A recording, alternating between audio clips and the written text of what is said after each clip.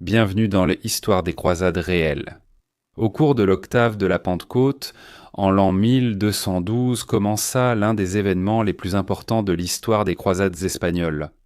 Dans la ville chrétienne de Tolède, une immense armée de chevaliers venus de Castille, d'Aragon, de Léon, de Navarre, du Portugal et de France s'est rassemblée dans le but de mener une croisade contre les redoutables Almohades, une dynastie de musulmans nord-africains zélés qui était récemment devenue une menace pour les royaumes chrétiens du nord de l'Ibérie.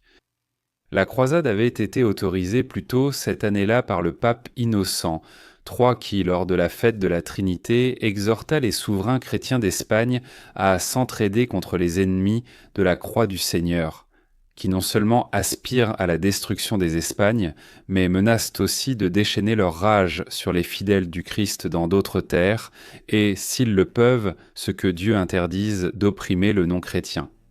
La croisade devait être menée par Alphonse VIII le brillant roi de Castille et ses alliés, Sanche VII de Navarre et Pierre II d'Aragon, ainsi que par les chevaliers du Temple, les chevaliers hospitaliers et les chevaliers de Calatrava et de Santiago. Alphonse, grâce à sa diplomatie habile, réussit à rapprocher les royaumes d'Espagne plus que jamais auparavant, et en effet, il posa les bases de l'unification ultime des Espagnes 2 siècles plus tard. Le 20 juin, l'armée croisée quitta Tolède sur la voie du Seigneur. Pendant ce temps, au sud, à Séville, qui était encore aux mains des musulmans, le calife almohade, Mohammed al-Nasir, partit à la rencontre des chrétiens. Le jour de la Saint-Jean, un contingent français à l'avant-garde captura Malagone. Après un siège de 4 jours, Calatrava capitula et fut rendu à l'ordre des moines guerriers qui lui avaient donné son nom. Contournant Salvatierra, les croisés, guidés par un mystérieux berger, traversèrent encore le Puerto del Moradal et marchèrent sur Las Navas de Tolosa, à 35 km au nord de Baeza et Ubeda, ce qui leur permit d'organiser une attaque surprise contre le camp musulman. L'archevêque Rodrigo rassembla les chevaliers pour qu'ils confessent leurs péchés et reçoivent à la communion avant l'affrontement avec les musulmans. Le 16 juillet, les croisés surprirent l'immense armée nord-africaine. Pedro II et les Aragonais prirent place sur les colonnes de gauche, tandis que Sancho V et les chevaliers de Navarre occupèrent le flanc droit. Au centre se massaient les chevaliers castillans, ainsi que les templiers, les hospitaliers et d'autres ordres guerriers. Les musulmans marocains et ibériques en constituèrent l'essentiel de l'armée d'Al-Nasir, avec une légère cavalerie berbère et arabe en première ligne. Al-Nasir lui-même commandait depuis l'arrière, entouré de ses gardes du corps esclaves noirs.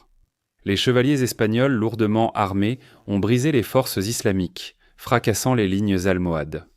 Les troupes de Navarre, menées par Sancho VII, ont pénétré jusqu'à la garde du corps du calife, massacrant de nombreux soldats esclaves d'Al-Nasir, qui lui-même n'a échappé que de justesse. Les ordres militaires se sont battus avec acharnement en première ligne, et certaines des rares pertes chrétiennes venaient de leurs rangs. Globalement, ce fut une victoire éclatante pour les chrétiens et une défaite humiliante pour les musulmans. L'armée d'Al-Nasir a fui terrorisée vers Marrakech. L'archevêque Rodrigo mena les chevaliers en chantant le Te Deum.